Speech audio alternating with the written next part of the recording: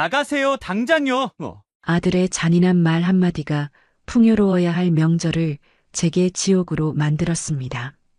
평생 아들 하나만을 위해 살아온 저, 박선희. 아들이 성공하고 판사 며느리를 얻었을 때 저는 세상 모든 한을 푼 줄 알았습니다. 하지만 돌아온 것은 낡은 아파트마저 탐내는 아들 부부의 탐욕이었죠. 어느 추석 촌스럽게 굴지 마세요. 라는 모진 외침과 함께 저는 제 집에서 쫓겨나 차가운 밤거리를 헤매게 되었습니다. 모든 것을 잃은 절망 속에서 저는 우연히 믿기지 않는 소식을 접했습니다. 20년 전 아들 몰래 사두었던 쓸모없는 시골 땅이 수백억 원의 가치를 지닌 금싸라기 땅이 되었다는 것이었죠. 잃어버린 줄 알았던 모든 것을 되찾을 희망. 제 마음에 차갑고 단단한 복수심이 타오르기 시작했습니다. 소문을 들은 아들 정우는 태도를 바꿔 저를 찾아와 가증스러운 효도를 시작했습니다. 그의 눈동자는 뉘우침이 아닌 돈을 향한 탐욕으로 번들거렸죠. 저는 그들의 위선적인 연극을 모르는 척 받아주며 변호사 강태준과 함께 완벽한 복수의 덫을 완성해 나갔습니다. 마침내 모든 진실이 밝혀지는 결전의 날, 저는 아들에게 마지막 유산을 건넸습니다. 봉투 안에는 수백억 원의 땅 문서가 아닌 단돈 100만 원이 들어 있었죠. 이것은 내 효심의 가치다. 그리고 어미의 마지막 도리를 저버린 아들에게 이 어미가 내리는 마지막 판결이다. 과연 아들 정우는 돈보다 소중한 것이 무엇인지 깨달을 수 있을까요? 그리고 여러분이 놓치고 있는 가장 소중한 가치는 무엇인가요? 돈이 낳은 비극 속에서 피어난 저의 통쾌하고도 슬픈 복수극. 제 가슴을 울린 이야기가 지금 시작됩니다. 그 전에 잠시 구독과 좋아요로 따뜻한 마음을 나누어 주시면 저희에게 정말 큰 힘이 된답니다. 늘 감사합니다. 어머니, 제발 제 체면 좀 깎아먹지 마세요. 여기 장인 장모님도 계시잖아요. 아들 정우의 날선 목소리가 시끄럽던 거실을 순간 얼어붙게 만들었습니다. 온 가족의 웃음소리가 사라진 자리에는 차가운 침묵만이 감돌았고 풍성해야 할 추석 명절상 앞에서 저는 고개를 들 수가 없었습니다. 아들은 제 손에 들린 숟가락을 거칠게 빼앗으며 말을 이었어요. 자꾸 그렇게 촌스럽게 구실 거면 나가세요, 당장요. 나가라는 그 세 글자가 비수처럼 날아와 심장에 박혔습니다. 귀를 의심하고 또 의심했습니다. 유독 아픈 손가락이라 평생을 노심초사하며 키운 내 아들이 지금 사돈 식구들이 눈을 시퍼렇게 뜨고 있는 앞에서 이 늙은 어미를 집 밖으로 내쫓고 있었습니다. 하지만 그때는 몰랐어요. 그날 정우가 뱉어낸 그 모진 말 한마디가 제 남은 인생을 송두리째 뒤흔들어 놓을 단 한마디가 될 줄은요. 모든 비극의 시작은 참으로 그럴듯한 제안에서부터였죠. 몇 해 전 추석을 앞두고 며느리 서진이 제게 전화를 걸어왔습니다. 어머님, 이번 명절에 저희 집으로 오셔서 같이 보내시는 건 어떠세요? 저희 친정 엄마도 오시기로 했거든요. 저는 순간 당황했어요. 원래 명절이란 시댁에 먼저 와서 차례를 지내고 그 후에 친정에 가는 것이 순서 아니던가요? 그런데 사돈과 시어머니가 한 집에 모여 명절을 쇠다니 들어본 적도 없는 이야기였어요. 서진이의 제안은 양가 어른을 모두 배려하는 참으로 기특하고 합리적인 생각처럼 들렸습니다. 남편과 사별한 지 벌써 30해, 하나뿐인 딸은 멀리 호주에 있으니 명절이면 늘 외로웠거든요. 아들 정우의 얼굴이라도 뜯어볼 수 있다는 생각에 저는 마지못해 고개를 끄덕였습니다. 그렇게 시작된 합동 명절은 올해로 3번째였습니다. 하지만 그럴듯한 명분 뒤에 숨겨진 진실을 깨닫는 데는 그리 오랜 시간이 걸리지 않았죠. 그 자리는 결코 평등한 자리가 아니었으니까요. 추석을 앞둔 어느 수요일, 저는 어김없이 아들네 집으로 향했습니다. 새벽부터 일어나 끓인 육수와 정성껏 다듬은 나물들, 직접 짠 고소한 들기름까지 바리바리 싸들었습니다. 하지만 현관문을 열어준 며느리 서진은 제 손에 들린 보따리를 보고 탐탁지 않은 표정을 지었어요. 어머니, 또 이런 걸 다 싸우셨어요. 백화점 가면 다 파는데 그냥 몸만 오시라니까요. 서운한 마음이 들었지만 애써 감추었습니다. 부엌에 들어서자 이미 안주인처럼 자리를 잡고 있는 사부인이 저를 힐끔 쳐다보며 말했어요. 이제 오셨네? 우리는 벌써 동그랑땡 반죽 다 끝냈는데. 저는 죄인처럼 고개를 숙이고 부엌 한편에 자리를 잡았습니다. 그날부터 저는 꼬박 이틀간 부엌대기가 되어야 했습니다. 사부인은 소파에 앉아 며느리와 이야기꽃을 피우며 제게 이래라 저래라 지시만 내렸습니다. 아들 정우는 퇴근하고 돌아와 제게는 눈길 한 번 주지 않고 장모에게 달려가 어깨를 주물러 주었습니다. 제가 평생을 바쳐 키운 아들이 아니라 사돈댁에 들인 대릴 사위 같다는 생각이 들었죠. 그 모든 굴욕을 참아내는 동안 며느리 서진은 제 인생의 마지막 보루인 아파트에 대한 탐욕을 서슴없이 드러냈습니다. 어머니, 그 아파트 언제까지 그러고 사실 거예요? 이제 연세도 있으신데. 정우 씨 명의로 넘기고 저희랑 같이 사시든지 해야죠. 며느리의 말에 제 심장이 쿵 내려앉았습니다. 갑작스러운 며느리 서진의 말에 저는 더 이상 참을 수 없었어요. 남편이 제게 남겨준 재산이자 제 인생의 마지막 보루인 아파트였으니까요. 저는 며느리를 똑바로 쳐다보며 그동안 제 마음속에만 담아두었던 말을 꺼냈습니다. 서진아, 내가 내게 해준 게 얼만데 이제는 내 마지막 집까지 탐을 내는 것이냐? 내가 내게 보태준 돈이며 손주 학원비만 모았어도 이만한 아파트 한 채는 더 샀을 게다. 제 반격에 거실의 분위기가 싸늘하게 식었습니다. 며느리 서진의 얼굴은 하얗게 질렸고 바깥 사돈의 표정은 노골적으로 불쾌하게 변했죠. 바로 그 순간이었어요. 가만히 듣고 있던 아들 정우가 제 말을 끊으며 벌떡 일어섰습니다. 그의 얼굴은 분노로 시뻘겋게 달아올라 있었죠. 어머니, 지금 제정신이세요? 장인 장모님 앞에서 지금 무슨 망신을 주시는 겁니까? 아들의 고함 소리에 제 심장이 덜컥 내려앉았습니다. 내가 틀린 말 했느냐? 내 처가에 돈 들어가는 건 아깝지 않고 이 어미가 가진 마지막 집 한 채는 그렇게 뺏어가야 속이 시원하겠느냐는 말이다. 제 호소에 아들 정우의 이성은 완전히 끊어져 버렸습니다. 어머니, 제발 제 체면 좀 깎아먹지 마세요. 여기 장인 장모님도 계시잖아요. 시끄럽던 거실이 순간 찬물을 끼얹은 듯 조용해졌어요. 모든 사람의 시선이 제게로 향했습니다. 저는 쥐구멍이라도 숨고 싶은 심정이었죠. 아들은 제 손에 들린 숟가락을 거칠게 빼앗으며 말을 이었습니다. 자꾸 그렇게 촌스럽게 구실 거면 나가세요. 당장요. 나가라는 그 세 글자가 비수처럼 날아와 심장에 박혔습니다. 귀를 의심하고 또 의심했죠. 숟가락을 놓친 손이 덜덜 떨렸습니다. 눈앞이 캄캄해지고 숨이 턱 막혔어요. 둔탁한 소리와 함께 현관문이 닫혔습니다. 그 소리는 마치 제 72회 인생의 마지막 장을 닫아버리는 소리처럼 귓속에서 오랫동안 아프게 울렸어요. 저는 손에 든 작은 보따리 하나만을 간신히 쥔 채 차가운 아파트 복도 위에 버려졌습니다. 문 안쪽에서는 사돈의 가식적인 목소리가, 며느리의 짜증 섞인 목소리가 희미하게 들려왔어요. 하지만 그 모든 소리를 압도한 것은 제 귀를 떠나지 않는 정우의 그 잔인한 목소리였습니다. 나가세요. 당장요. 차라리 다른 사람들이 제게 돌을 던졌다면 덜 비참했을까요? 아들 정우의 포악한 말 앞에 그 누구도 제 편에 서지 않았죠. 그들의 침묵이야말로 정우의 행동에 대한 완벽한 동의였고 제게 내려진 사회적 사망 선고와도 같았습니다.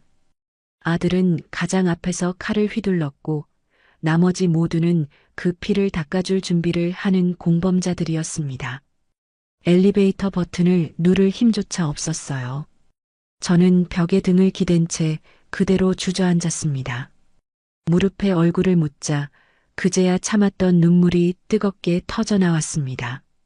평생을 아들을 걱정하며 살아왔는데 나이가 들어서도 여전히 그의 눈치를 보고 있는지 자신이 한없이 초라하게 느껴졌습니다. 얼마나 그렇게 앉아 있었을까요?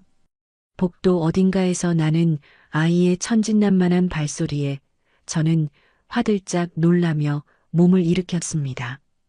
퉁퉁 부은 눈을 손등으로 급히 훔치고 아무렇지 않은 척 휘청거리며 엘리베이터에 몸을 실었어요. 텅 빈 거리에는 낙엽만이 바람에 뒹굴고 있었죠. 집집마다 새어나오는 불빛과 아이들의 웃음소리가 오늘따라 유난히 제 가슴을 날카롭게 후벼 팠습니다. 정신을 차려보니 저는 어느새 제 집이 있는 낡은 아파트 단지 앞에 우두커니 서 있었습니다. 불 꺼진 아파트는 텅 비고 굶주린 제 마음처럼 흉물스럽게 느껴졌어요. 남편과 사별하고 홀로 지켜온 작은 성, 그곳은 제게 유일한 안식처였지만 이제는 아들이 던진 그 모진 말 때문에 돌아가고 싶지 않은 상처의 공간이 되어버렸습니다. 그 아파트 명의나 넘기고 나가세요. 아들의 목소리가 환청처럼 귓가를 맴돌아 숨이 턱 막혔어요. 눈을 감자 아득한 과거의 기억들이 흑백 사진처럼 떠올랐습니다. 제 인생이 송두리째 흔들리기 시작한 것은 지금으로부터 30년 전이었죠. 공사장에서 불의의 사고로 남편이 세상을 떠났을 때 아들 정우는 막 교복을 입기 시작한 15살 소년이었습니다. 그때부터 제 인생의 무게중심은 온전히 아들에게로 쏠렸어요. 혹여나 아비 없는 자식이라고 기죽을까 매일 아침 교복을 빳빳하게 다려 입혔습니다. 없는 살림에도 정우에게는 철마다 메이커 운동화를 사신겼죠. 제 옷은 늘 시장에서 얻어온 낡은 옷이었지만요. 그렇게 애지중지 키운 아들이 명문대를 졸업하고 대기업에 취직하고 어여쁜 판사, 며느리까지 얻었을 때 저는 세상을 다 얻은 것 같았습니다. 제가 못 배우고 가난하게 산 모든 한을 아들이 한꺼번에 풀어주는 것만 같았어요. 그래서 더 열심히 일했습니다.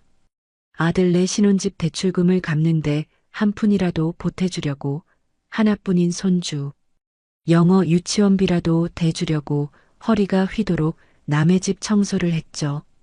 그런데 그 모든 희생의 대가가 고작 이것이라니. 체면 깎아먹지 마라. 촌스럽게 굴지 마라. 그리고 나가라. 라는 말뿐이라니. 억울함에 심장이 터질 것 같았습니다. 정신을 차리고 보니 저는 어느새 제 근처에 있는 단골 부동산 앞에 서 있었습니다. 20여 년 전 제게 충청도 땅을 소개해줬던 오랜 친구 최만호 씨가 운영하는 곳이었죠. 명절이라 문을 닫았을 줄 알았는데 가게 안에는 환하게 불이 켜져 있었습니다. 가게 안에서 새어나오는 대화 소리가 닫힌 유리문을 뚫고 제 귓가에 날아와 박혔어요.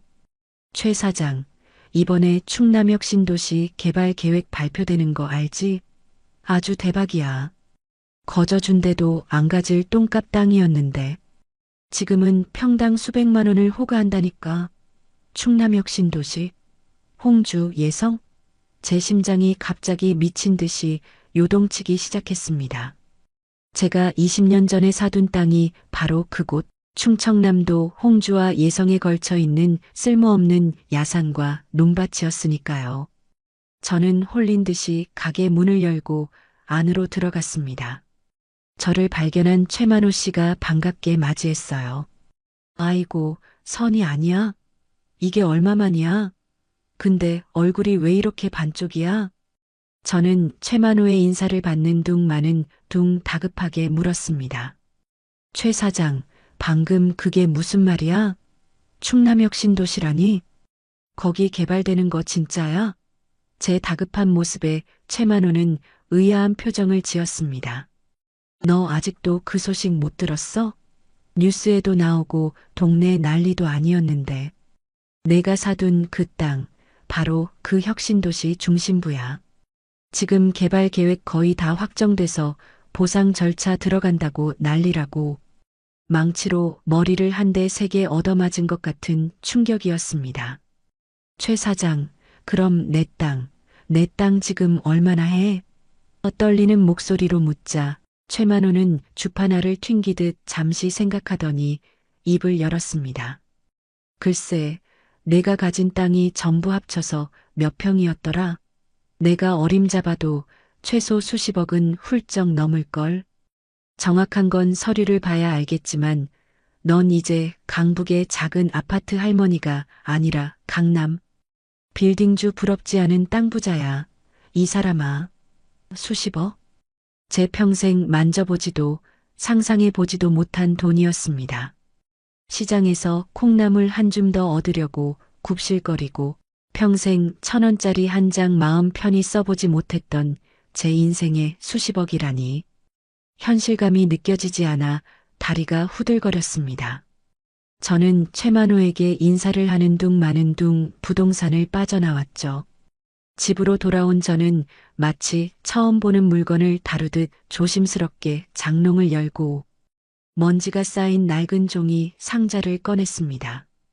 상자를 열자 세월의 흔적을 고스란히 간직한 누렇게 바랜 땅 문서들이 모습을 드러냈습니다.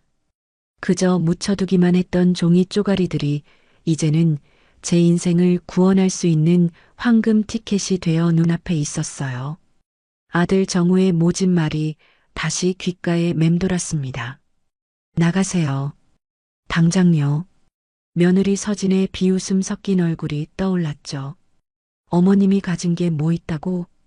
그리고 제 통장에 꽂히던 돈을 당연하게 빼가던 그들의 탐욕스러운 얼굴이 스쳐 지나갔습니다. 저는 땅 문서를 든 채 한참을 허공을 바라보았어요. 서러움과 분노로 가득했던 제 마음에 차갑고 단단한 무언가가 자리 잡기 시작했습니다. 그것은 복수심이었습니다. 나를 멸시하고 내 마지막 자존심까지 짓밟고 헌신짝처럼 내쫓은 그들에게 내가 어떤 사람인지 똑똑히 보여주고 싶었습니다. 그들이 놓친 것이 무엇인지 뼈저리게 후회하게 만들고 싶었죠. 낡은 종이 상자. 그 안에서 20년 넘게 잠자고 있던 땅 문서들은 이제 제 미래를 뒤바꿀 거대한 가능성이 되어 제 심장을 두근거리게 했습니다. 다음 날 동이 트자마자 저는 상자 안에 있던 모든 서류를 꼼꼼히 챙겼습니다. 그리고는 다시 최만호의 부동산 사무실로 향했죠. 절망에 못 이겨 헤매던 걸음이 아니라 제 인생의 마지막 패를 확인하러 가는 비장한 걸음이었습니다. 최만호는 이른 아침부터 저를 기다리고 있었다는 듯 따뜻한 율무차 한 잔을 내밀며 반갑게 맞아주었어요. 밤새 한숨도 못 잤지? 그 심정 내가 다 안다. 자, 어디 한번 보자. 내가 가진 보물들이 어떤 놈들인지. 그는 돋보기 안경을 고쳤으며 서류들을 하나하나 꼼꼼히 살폈습니다. 그리고는 사무실 벽에 걸린 거대한 지도를 가리키며 말했어요. 선이야, 이리 와서 봐. 내 땅이 어디에 있냐면 바로 여기. 중심 상업지구하고 아파트 단지가 들어서는 바로 그 한복판이야. 그들이 무시하고 멸시했던 바로 그 땅이 이제는 강남 빌딩 부럽지 않은 가치를 지니게 된 것입니다. 최 사장, 나 좀 도와줘. 이 땅 아무도 모르게 가장 비싼 값에 팔고 싶어. 그리고 그 돈 내가 어떻게 쓸지는 그때 가서 내가 결정할 거야. 제 단호한 말에 최만호는 고개를 끄덕였습니다. 알겠다, 선이야. 내가 원하는 대로 해줄게. 일단 이 동네 최고의 세무사랑 변호사부터 알아보자. 이런 큰 돈이 오가는 일은 처음부터 전문가 도움을 받아야 뒤탈이 없는 법이야. 최만호가 소개해준 부동산 전문 변호사 강태준은 제 마음을 꿰뚫어 보기라도 한 듯 몇 가지 중요한 점들을 짚어주었습니다. 어머님, 이런 경우 자녀분들이 나중에 어머니가 노망이 들어서 재산을 멋대로 처분했다며 소송을 제기할 가능성이 매우 높습니다. 그걸 막기 위해서는 지금부터 모든 절차를 철저하게 법의 테두리 안에서 완벽한 기록을 남기며 진행해야 합니다. 그는 제가 알아듣기 쉽게 앞으로 해야 할 일을 딱 3가지로 정리해 주었죠. 첫째, 가지고 있는 땅과 집을 가장 좋은 값에 가장 빨리 팔아 현금으로 바꾸는 것. 둘째, 그 과정에서 나라에 내야 하는 세금을 최대한 줄이는 방법을 찾는 것. 그리고 마지막 셋째, 가장 중요한 것으로 그 큰 돈을 아들 정우 마음대로 할 수 없도록 오직 제 뜻대로만 쓸 수 있게 법적으로 안전장치를 완벽하게 만들어 두는 것이었습니다. 쉽게 말씀드려 어머님 재산을 희망재단이라는 이름의 새로운 금고로 옮겨두는 겁니다. 그러면 아드님은 더 이상 그 금고에 대해 이래라 저래라 할 수 있는 권리가 아예 사라져버립니다. 한 변호사의 설명을 듣는 동안 제 복수의 그림은 점점 더 선명하고 구체적으로 변해갔습니다. 단순히 아들에게 돈 한 푼 안 주는 소극적인 복수가 아니었어요. 법이라는 가장 강력한 무기를 이용해 정우가 제 재산에 대해 가질 수 있는 일말의 기대와 권리마저 원천적으로 차단해버리는 것. 그것이 바로 제가 원하던 완벽한 복수였습니다. 변호사님, 그렇게 해주십시오. 제 아들 정우에게는 단 한 푼도 먼지 한 톨도 남기고 싶지 않습니다. 법이 허락하는 한 제가 가진 모든 것을 동원해서 그 아이의 기대를 완벽하게 부숴버리고 싶어요. 제 단호한 말에 강태준 변호사의 입가에 희미한 미소가 번졌습니다. 알겠습니다, 어머님. 뜻대로 될 수 있도록 제가 가진 모든 법률 지식을 동원해 완벽한 계획을 세워드리겠습니다. 지금부터는 아무 걱정 마시고 저만 믿고 따라오시면 됩니다. 든든한 지원군을 얻은 기분이었습니다. 변호사 사무실을 나서는 제 발걸음은 날아갈 듯 가벼웠죠. 하늘은 여전히 잿빛이었지만 제 눈에 비친 세상은 총천연색으로 빛나는 것만 같았습니다. 그날 저녁 저는 난생 처음으로 저 자신을 위해 돈을 썼습니다. 백화점에 들어가 가장 좋은 옷가게로 향했죠. 늘 아들 옷, 손주 옷만 사봤지 제 옷을 사본 것은 수십 년 만에 처음이었습니다. 점원의 의아한 시선에도 아랑곳하지 않고 저는 가장 화사하고 고상해 보이는 투피스를 골라 입었어요. 값비싼 옷이 날개라는 말이 맞는지 거울 속에 비친 제 모습은 더 이상 초라한 늙은이가 아니었습니다. 낯설지만 꽤 근사해 보이는 한 여인이 서 있었죠. 새 옷을 입고 고급 미용실에 들러 단정하게 머리까지 손질하고 나니 해가 저물고 있었습니다. 집으로 돌아가기 위해 버스 정류장으로 향하는데 주머니 속 휴대전화가 요란하게 울렸어요. 발신자는 아들 정우였습니다. 며칠 만에 걸려온 전화였죠. 이젠 더 이상 아들의 전화에 가슴 졸일 필요가 없었으니까요. 저는 차분한 마음으로 전화를 받았습니다. 어머니, 어디세요? 지금 제가 몇 번이나 전화를 했는데 왜 안 받으세요? 수화기 넘어 아들 정우의 목소리는 다급해 보였지만 그 안에는 걱정이 아닌 짜증이 섞여 있었죠. 왜 전화했느냐? 제 차가운 목소리에 정우는 잠시 당황한 듯 말을 잇지 못했습니다. 아니, 어머니 아직도 화나셨어요? 제가 그날은 정말 죽을 죄를 지었습니다. 장모님 앞에서 제가 잠시 이성을 잃었나 봅니다. 제발 노여움 푸세요. 가증스러운 목소리였습니다. 며칠 전 절연을 선언하던 그 목소리와는 완전히 다른 태도였죠. 저는 그 짧은 며칠 사이에 아들에게 무슨 심경의 변화가 있었는지 단번에 짐작할 수 있었습니다. 아마도 아파트 명의를 제 뜻대로 넘겨받기 위해서는 일단 고개를 숙이고 들어오는 편이 낫다고 판단했을 거예요. 지금 집 앞이다. 할 말 있으면 와라. 저는 짧게 대답하고 전화를 끊었습니다.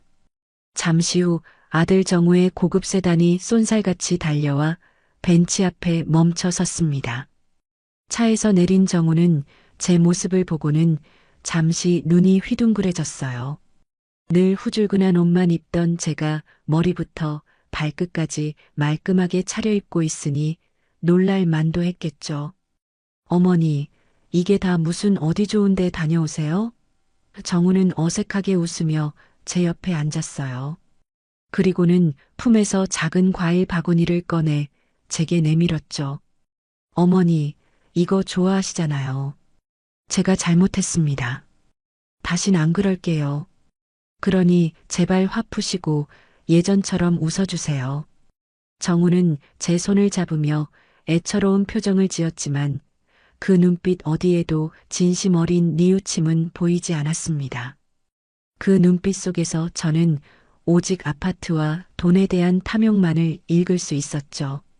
저는 정우의 손을 조용히 뿌리쳤습니다. 정우야, 네.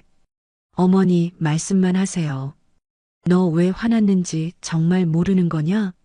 제 질문에 정우는 기다렸다는 듯 대답했어요. 말도 마세요, 어머니.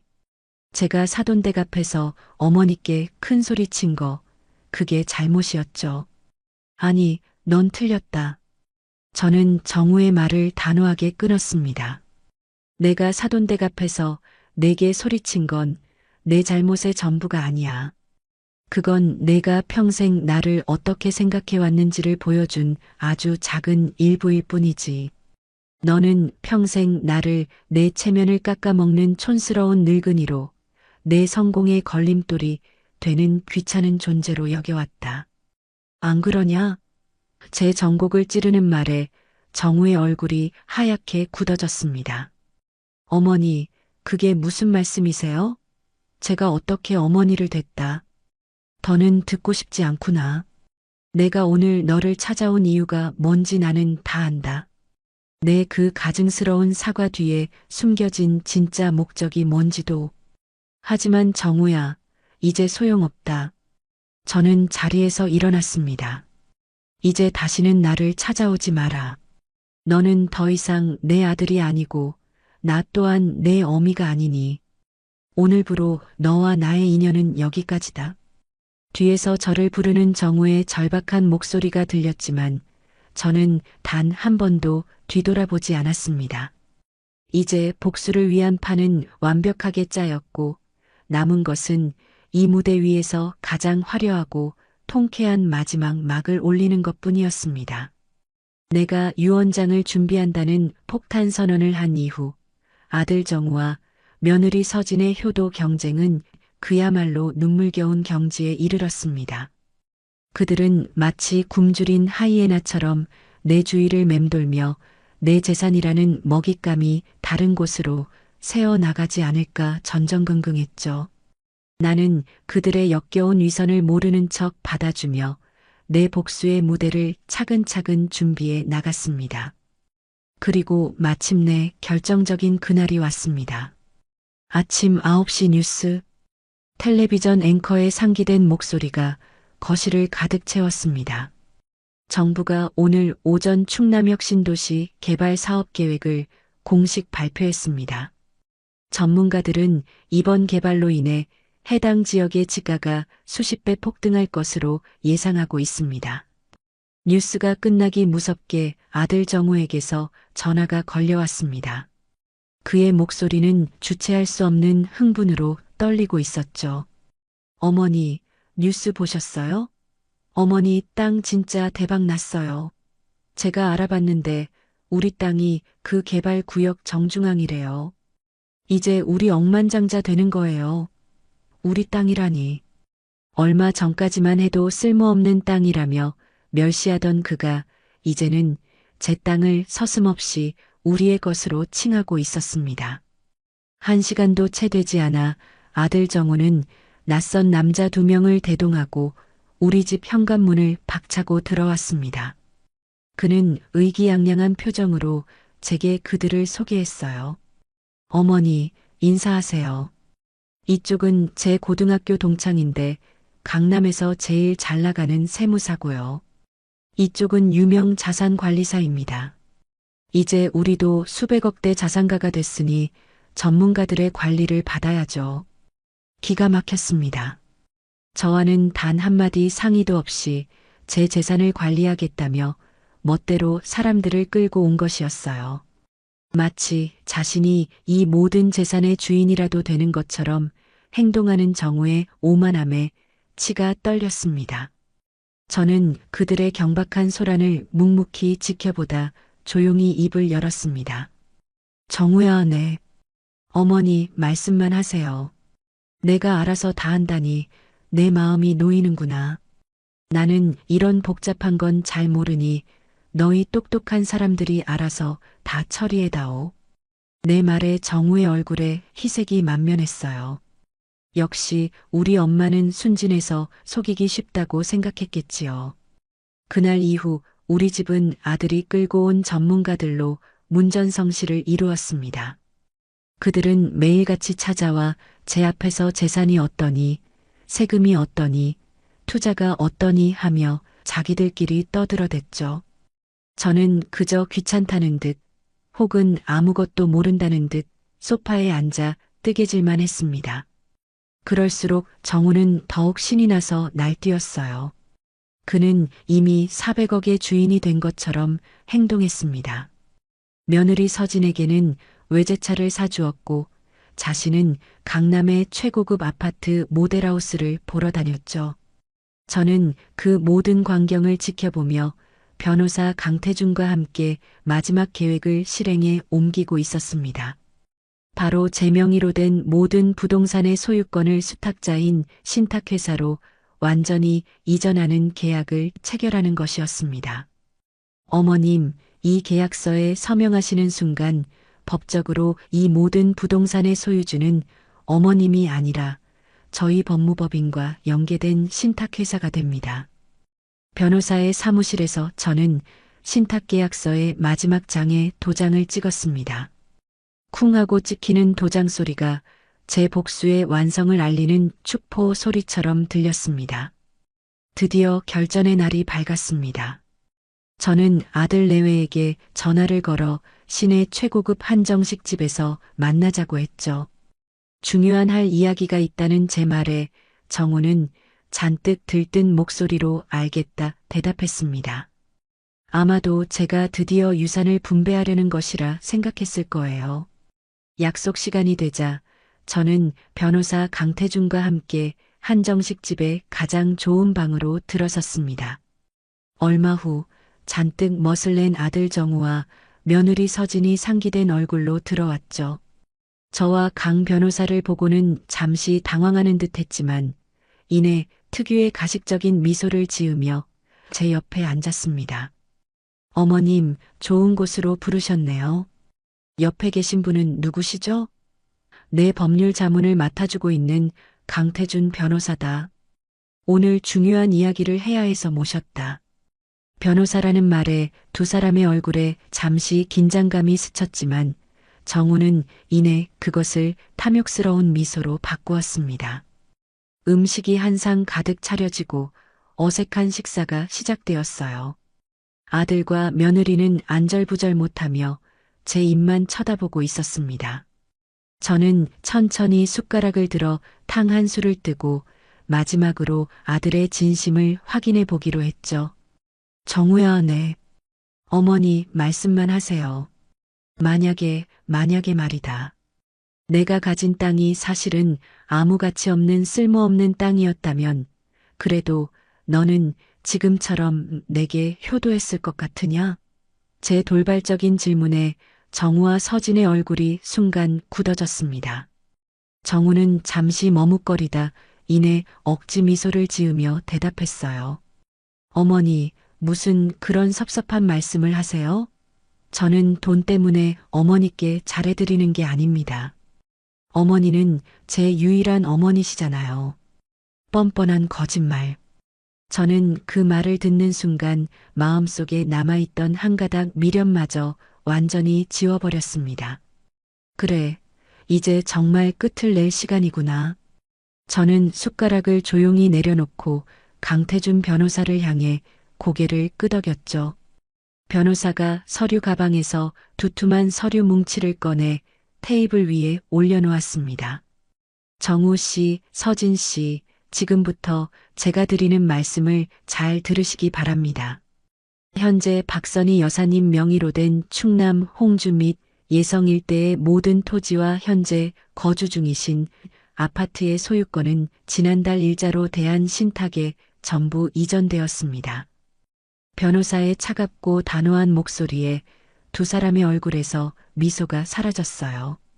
말도 안 돼. 어머니, 이게 다 무슨 소리예요? 정우가 제게 소리치자 제가 조용히 입을 열었습니다.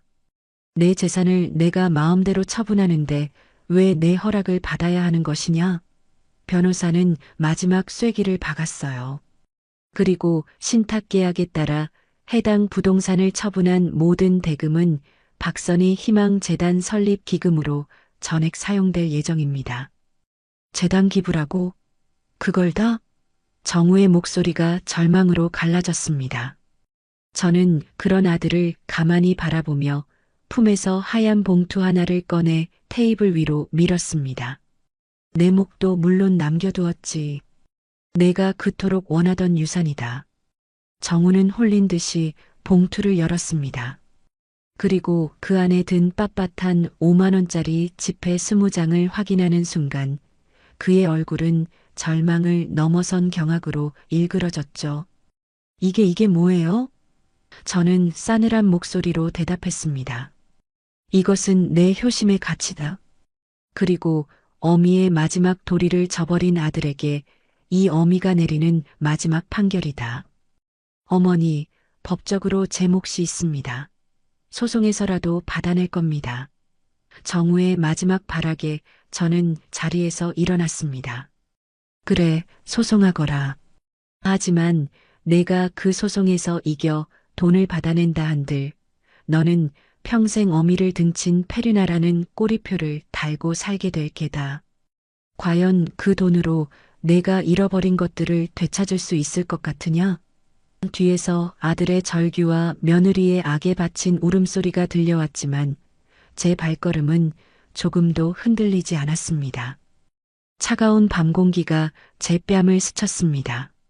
저는 깊게 숨을 들이마셨죠.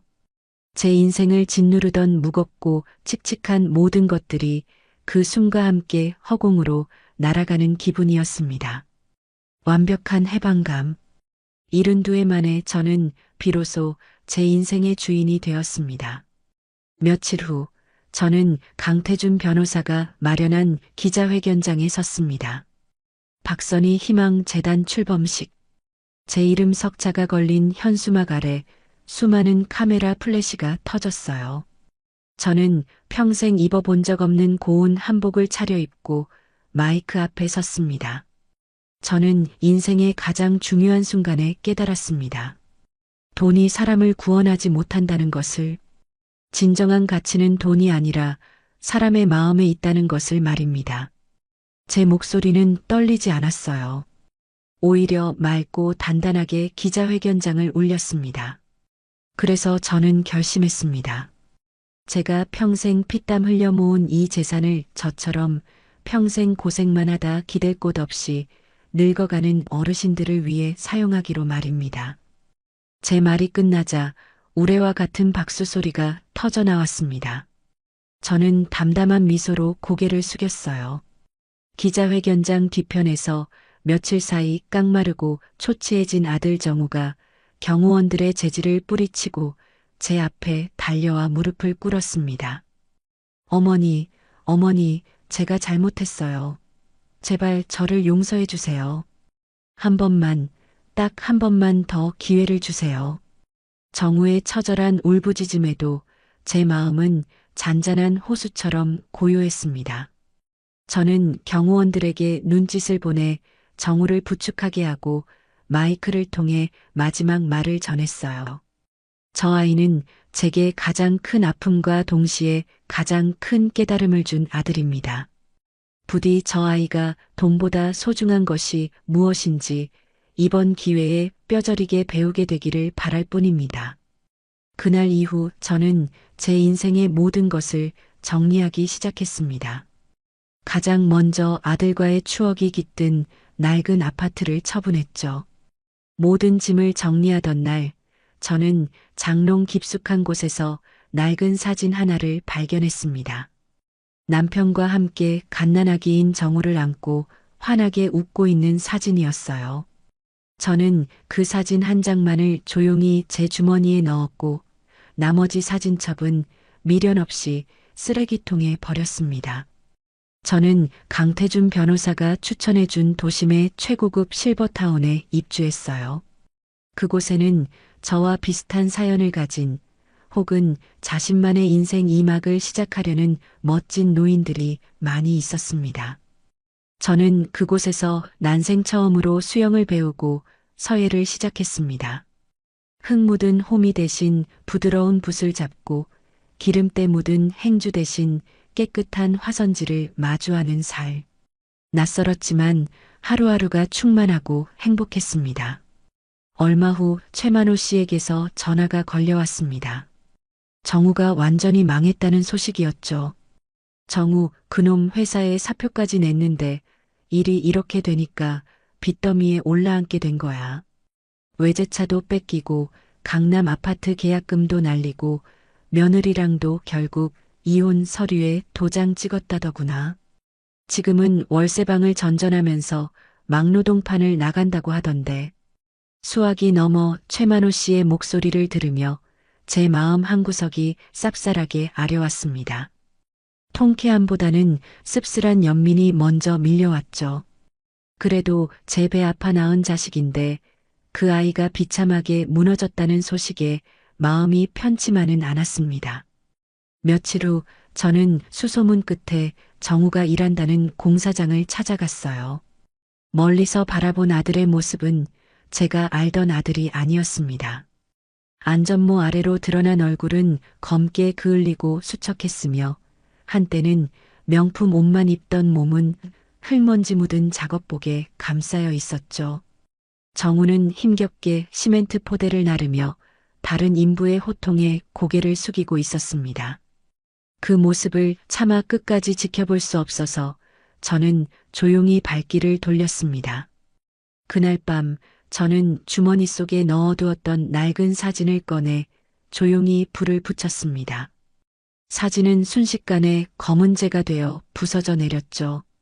타오르는 불꽃 속에서 정우에 대한 마지막 남은 미련과 연민도 함께 타서 사라지는 것 같았습니다. 그래, 이걸로 정말 끝이다. 추석날 아들 정우가 제게 뱉어낸 그 모진 말 한마디는 제 인생을 송두리째 뒤흔들었습니다. 하지만 역설적이게도 그 말은 저를 묶어왔던 어머니라는 이름의 감옥에서 해방시켜준 열쇠가 되기도 했습니다. 저는 아들을 잃었지만 대신 박선이라는 저 자신을 되찾았습니다. 이제 저는 더 이상 누군가의 엄마가 아닌 오롯이 나 자신으로서 제2의 인생을 살아가고 있습니다. 저를 지켜주지 않았던 사람들을 향한 복수는 끝났지만 그들을 향한 용서보다 더욱 중요한 것은 바로 저 자신을 지켜내는 것이었습니다. 우리에게는 때때로 뼈아픈 경험을 통해 비로소 얻게 되는 진짜 품격이라는 것이 있습니다. 그것은 다른 이를 함부로 대하는 오만함이 아니라 타인과 나 자신을 향한 사람을 향한 존중에서 비롯되는 것이죠. 그리고 가장 중요한 것은 모든 것을 잃은 절망 속에서도 자기 자신을 포기하지 않고 지켜냈던 지켜주는 사랑의 힘입니다. 오늘 이야기가 여러분의 마음에 작은 울림과 위로가 되었기를 바랍니다. 앞으로도 여러분의 마음을 어루만져 드릴 깊이 있는 이야기로 찾아뵙겠습니다.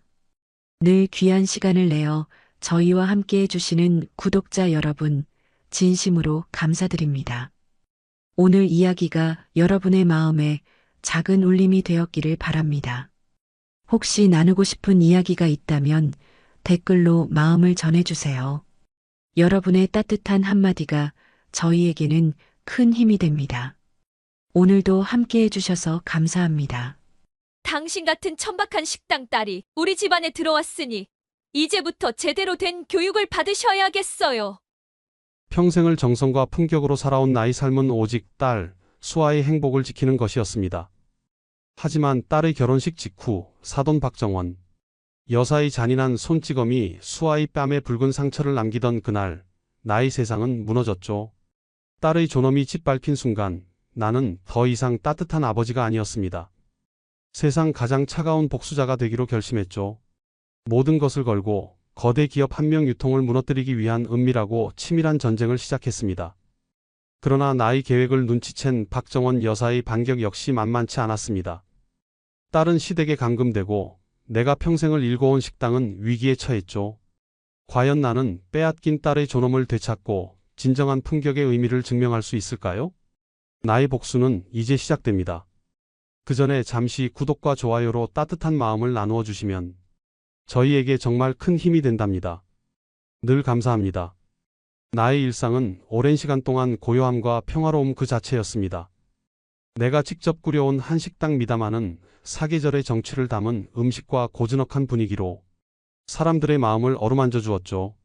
손님들은 음식을 맛보며 잠시나마 세상의 소음에서 벗어나 진정한 휴식을 찾곤 했습니다. 나는 그들에게 최고의 맛과 품격을 선사하기 위해 매일 새벽 시장에서 가장 신선한 재료를 고르고 그날그날의 날씨와 손님들의 취향에 맞춰 메뉴를 구성했습니다. 미담하는 단순한 식당이 아니었습니다. 그것은 나의 철학이자 내 삶의 전부였죠. 그러나 요즘 내 마음은 오직 하나뿐인 딸, 수아의 결혼 준비로 가득 차 있었습니다. 사랑하는 딸이 새로운 시작 앞에서 행복하기를 바라는 마음으로 나는 혼수부터 예단까지 모든 것을 내 손으로 꼼꼼하게 살폈습니다.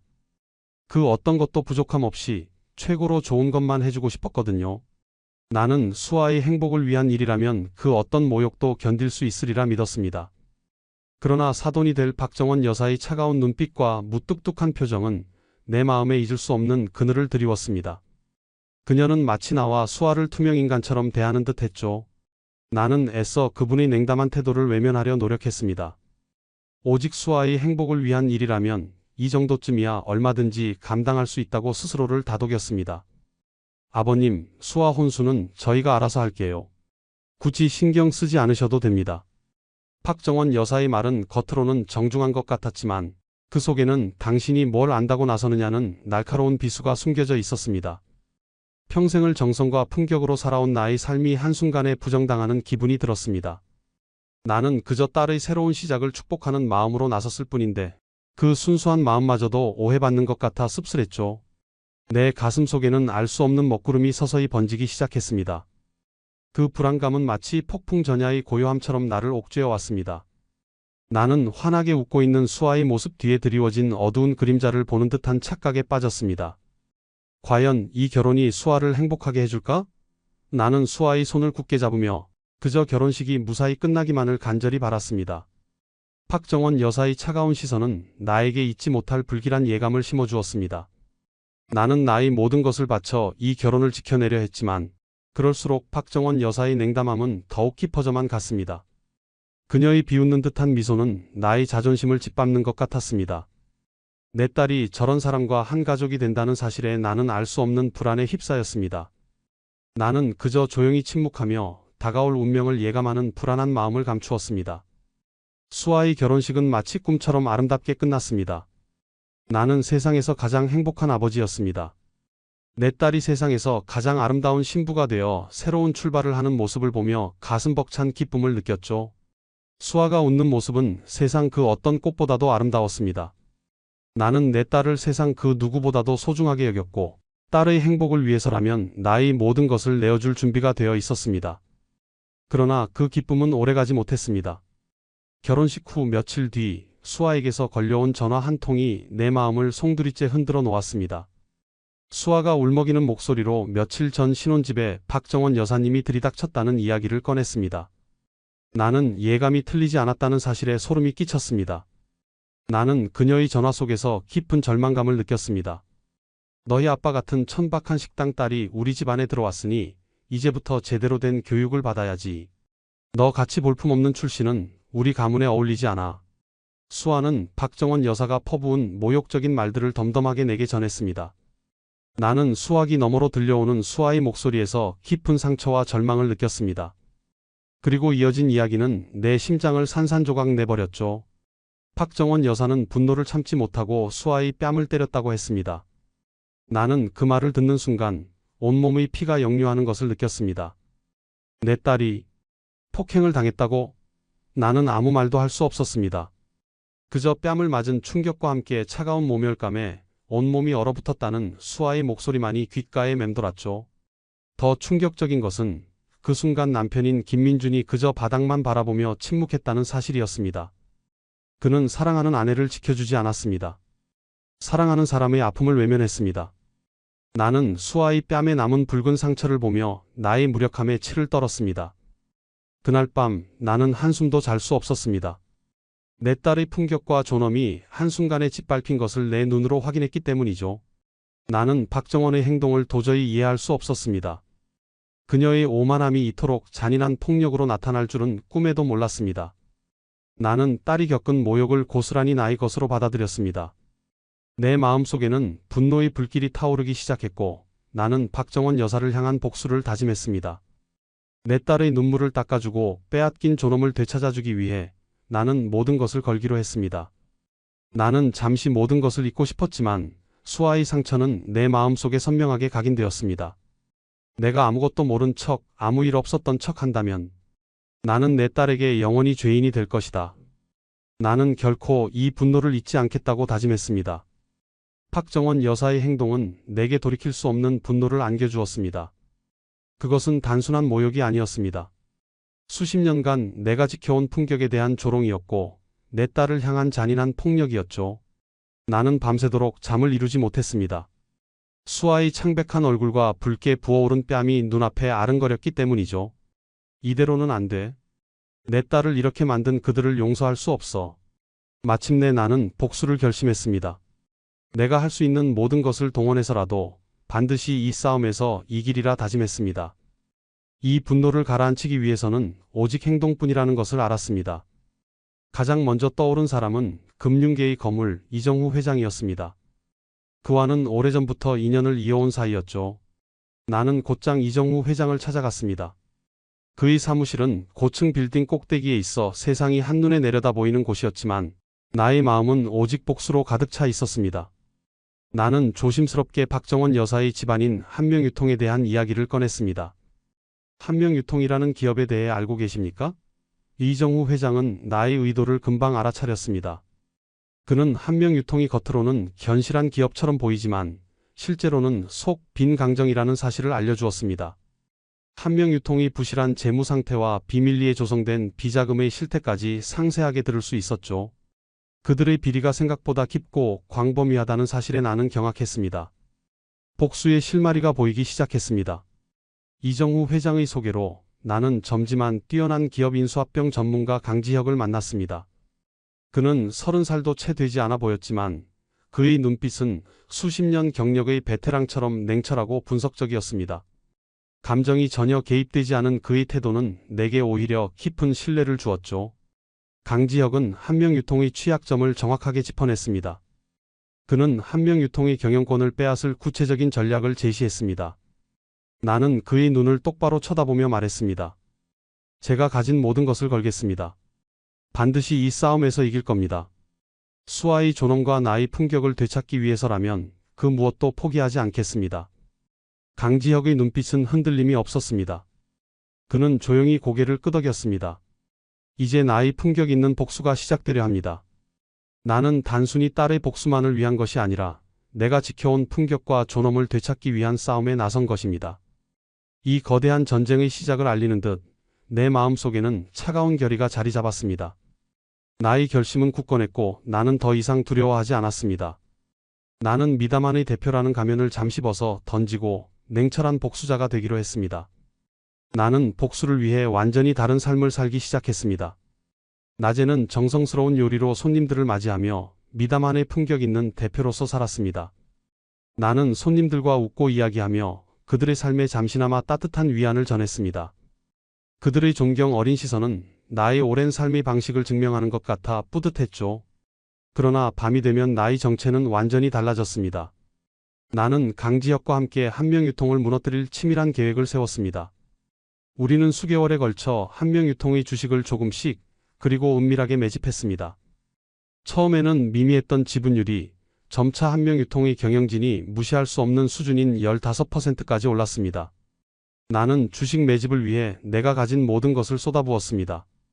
내가 평생을 바쳐 일궈온 미담안을 담보로 대출을 받았고 개인적으로 투자했던 부동산과 다른 자산들도 모두 처분했습니다. 이 모든 일은 철저히 비밀리에 진행되었습니다. 나는 강지혁에게 모든 것을 맡기며 오직 한 가지 목표만을 향해 달려갔습니다. 바로 박정원 여사로부터 딸의 존엄을 되찾는 것이었습니다. 그러나 나는 복수를 위해 딸의 고통을 짐작하면서도 당장 아무것도 해줄 수 없다는 사실에 괴로웠습니다. 시어머니의 냉대와 멸시 속에서 수아는 점점 더 외로워졌죠. 나는 밤마다 딸에게 전화를 걸어 안부를 물었지만 수아는 언제나 밝은 목소리로 괜찮다고 말했습니다. 나는 그 목소리에서 억지로 짜낸 용기를 느꼈습니다. 수아야, 괜찮지 않다는 것을 아는데 왜 괜찮다고 말하는 거니? 내 마음은 찢어질 듯 아팠지만 나는 지금의 고통을 인내해야 했습니다. 딸을 위해 그리고 나를 위해 나는 오직 복수만을 생각했습니다. 그들의 은밀한 지분 확보는 계속되었고 나의 삶은 두 개의 전혀 다른 세상으로 나뉘었습니다. 나는 그 두 개의 세상 속에서 하루하루를 버텨냈습니다. 박정원 여사의 반격은 예상보다 훨씬 거셌습니다. 그녀는 내 약점을 파고들기 위해 언론과 권력을 동원했습니다. 미담안이 탈세 혐의로 세무조사를 받고 있다는 소문이 퍼지기 시작했죠. 평생을 정직하게 살아온 나의 명성은 한순간에 땅에 떨어졌습니다. 언론은 확인되지 않은 의혹들을 사실인 양 보도했고 미담안의 예약은 줄줄이 취소되었습니다. 나는 손님들에게 일일이 전화를 걸어 해명하려 했지만 그들은 이미 등을 돌린 상태였습니다. 평생을 바쳐 쌓아 올린 나의 요리 세계가 산산이 부서지는 듯 했죠. 나는 어떻게 이 위기를 헤쳐나가야 할지 막막했습니다. 나의 명예와 미담안의 미래가 동시에 위협받고 있었으니까요. 그때 수아에게서 전화가 걸려왔습니다. 수아는 울먹이며 박정원 여사가 자신에게 외출을 금지하고 사실상 집안에 감금했다는 이야기를 털어놓았습니다. 수아는 세상과의 모든 연결이 끊어진 듯한 고립감을 느꼈다고 했습니다. 나는 가슴이 찢어지는 고통을 느꼈습니다. 내 딸이 그렇게 고통받고 있었다니. 나는 나 자신이 한없이 무능력하게 느껴졌습니다. 남편 김민주는 아내의 고통을 외면하고 결국 이혼 서류를 내밀었다는 말에 나는 모든 것을 포기하고 싶었습니다. 미담안을 지키는 것도 복수를 하는 것도 모두 의미 없는 일처럼 느껴졌습니다. 딸의 고통 앞에서 나는 아무것도 할 수 없는 존재라는 사실을 깨달았기 때문입니다. 나는 절망 속에서 몸부림쳤습니다. 하지만 그때 전화기 너머에서 수아의 단단한 목소리가 들려왔습니다. 아버지, 괜찮아요. 저는 아버지 딸이에요. 우리는 이길 겁니다. 포기하지 마세요. 수아의 목소리는 나에게 다시 일어설 힘을 주었습니다. 그 목소리에는 내가 알던 나약한 딸이 아닌 굳은 결의를 가진 한 인간의 의지가 담겨 있었습니다. 수아는 나의 분노를 보며 함께 싸우고 이기자고 말하고 있었습니다. 나는 다시 주먹을 꽉 쥐었습니다. 내 눈빛은 다시 한번 차갑게 빛나기 시작했습니다. 나는 수아의 용기에 보답하기 위해 반드시 이 싸움에서 이겨야만 했습니다. 나는 수아를 위해 그리고 나 자신을 위해 다시 한번 용기를 내기로 했습니다. 수아의 단단한 목소리는 내게 잃어버렸던 용기를 되찾아 주었습니다. 나는 더 이상 주저하지 않았습니다. 박정원 여사와의 싸움을 전면전으로 전환하기로 결심했습니다. 나는 강지혁과 함께 더 적극적으로 주식 매집에 나섰습니다. 우리는 개인 투자자들을 설득하는 것은 물론 대형 기관 투자가들에게까지 직접 찾아갔습니다. 나는 한명유통의 부실 경영과 박정원 여사의 비도덕적인 행위를 낱낱이 공개했습니다. 한명유통은 겉만 번지르르한 껍데기뿐인 기업입니다. 겉은 화려하지만 속은 썩어 있죠. 우리는 이 기업의 경영권을 가져와서 재건해야 합니다. 여러분의 투표가 대한민국의 미래를 바꿀 수 있습니다. 이 기업이 다시 진정한 가치를 찾을 수 있도록 도와주십시오. 나의 연설은 감정에 호소하는 것이 아니라 품격 있는 태도와 논리적인 근거로 기관 투자가들의 마음을 움직였습니다. 그들은 나의 진정성과 한명유통의 미래에 대한 비전에 깊은 공감을 보냈습니다. 나는 그들의 눈에서 믿음을 읽을 수 있었죠. 결국 나는 압도적인 지지를 얻어 한명유통의 지분 52%를 확보하는 데 성공했습니다. 한명유통의 경영권을 완전히 장악하게 된 것입니다. 나는 즉시 임시 주주총회 소집을 요구했습니다. 이는 박정원 여사 일가에게 보내는 최후의 경고장이었습니다. 주주총회 소집 소식은 한명유통을 발칵 뒤집어 놓았습니다. 박정원 여사는 이 사실에 경악하며 분노했습니다. 그녀는 내가 모든 것을 잃은 줄로만 알았는데 내가 보란 듯이 반격에 성공했기 때문이죠. 나는 승리의 미소를 지었습니다. 모든 것은 이제 주주총회에서 결정될 것입니다. 나는 마지막 결전을 앞두고 차가운 결의를 다졌습니다. 운명의 날이 밝았습니다. 심장이 아니라 온몸의 피가 차갑게 식는 듯한 긴장감이 온몸을 휘감았습니다. 한명유통의 임시 주주총회장. 거대한 원형 회의실은 굳게 닫힌 문처럼 답답했습니다. 나는 단상에 오르기 전 잠시 숨을 골랐습니다. 회의실 안은 취재진의 카메라 플래시와 주주들의 웅성거림으로 가득 차 있었죠. 박정원 여사 일가는 나보다 먼저 와 있었습니다. 그들의 얼굴은 창백했고 눈빛에는 오만함 대신 깊은 불안이 서려 있었죠. 겉으로는 평온한 척 앉아 있었지만 그들의 손은 떨리고 있었고 끊임없이 서류를 만지작거리는 모습에서 그들이 느끼는 공포가 고스란히 전해졌습니다. 회의장의 한쪽에는 수많은 카메라와 취재진들이 빼곡히 들어차 있었습니다. 그들의 플래시 불빛은 마치 칼날처럼 번뜩였습니다. 나는 그들의 시선을 피하지 않았습니다. 오히려 그 모든 시선이 나의 품격을 증명할 기회라고 생각했습니다. 회의가 시작되고 박정원 여사가 먼저 단상에 올랐습니다. 그녀는 마이크를 잡고 떨리는 목소리로 호소하기 시작했습니다. 한명유통은 제 전부입니다. 제가 평생을 바쳐 일궈낸 곳입니다. 제발 저를 믿어주십시오. 그녀의 눈에서는 뜨거운 눈물이 흘러내렸습니다. 그녀는 흐느끼며 자신의 희생과 노력을 강조했습니다. 마치 연극의 한 장면 같았습니다. 과거의 오만함과 냉소는 온데간데 없이 사라진 채 오직 가련한 피해자의 모습만 남아 있었죠. 그러나 주주들의 시선은 이미 싸늘했습니다. 그들은 그녀의 눈물에 속지 않았습니다. 이미 한명유통의 부실 경영과 그녀의 비도덕적인 행위에 대한 수많은 증거들을 보았기 때문입니다. 박정원 여사의 연설이 끝났을 때 회의장에는 침묵만이 흘렀습니다. 그녀의 절규는 공허한 메아리가 되어 사라졌습니다. 나는 그녀의 몰락이 이미 시작되었음을 직감했습니다. 마침내 내 차례가 되었습니다. 나는 조용하고 품위 있는 발걸음으로 단상에 올랐습니다. 나는 고압적인 태도나 비아냥거리는 말 대신 진심을 담은 목소리로 입을 열었습니다.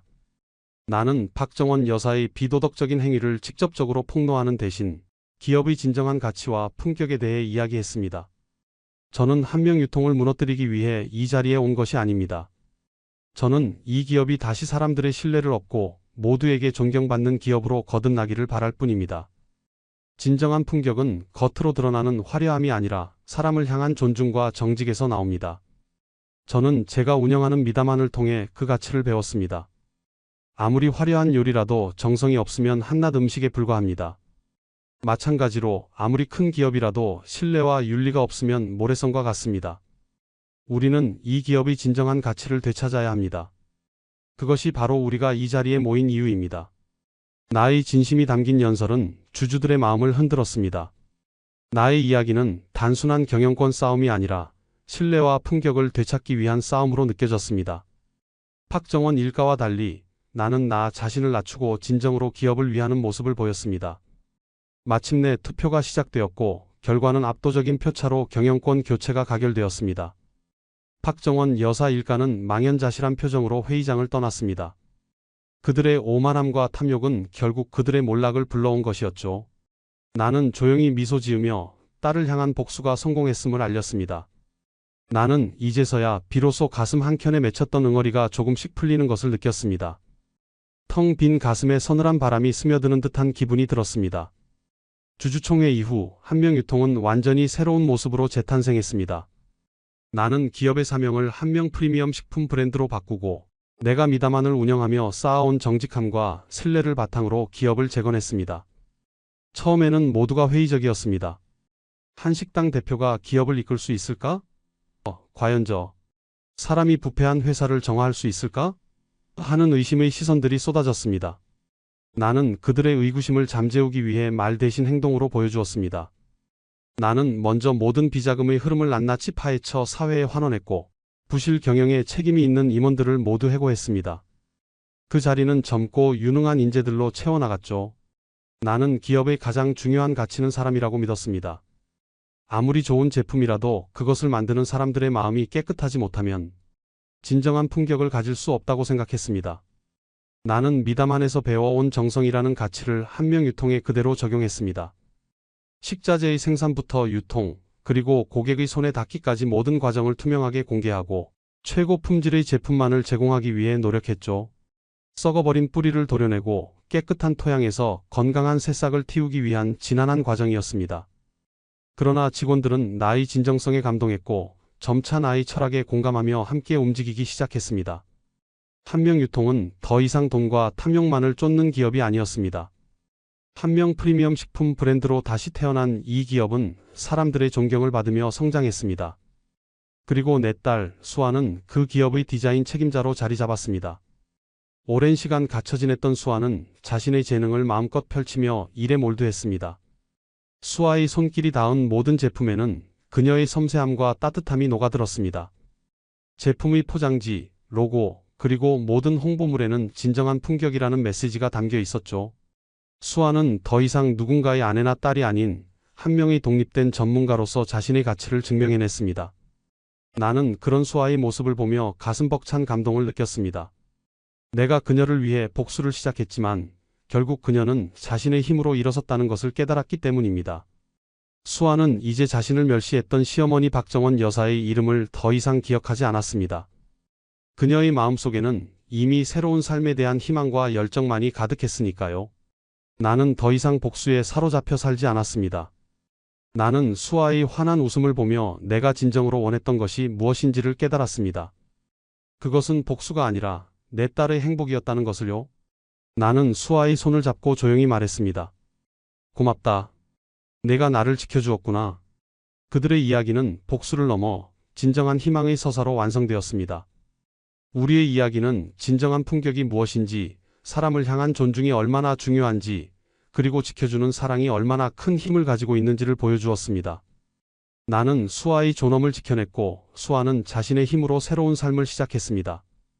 미담 안에는 다시 평화로운 계절이 찾아왔고 우리는 평생을 함께할 가장 소중한 동료이자 가족이 되었습니다. 우리는 각자의 방식으로 자신의 가치를 증명하며 함께 삶의 의미를 찾아 나갔습니다. 늘 귀한 시간을 내어 저희와 함께 해주시는 구독자 여러분 진심으로 감사드립니다.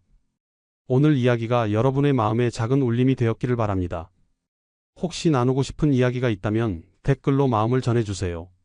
여러분의 따뜻한 한마디가 저희에게는 큰 힘이 됩니다. 오늘도 함께 해주셔서 감사합니다.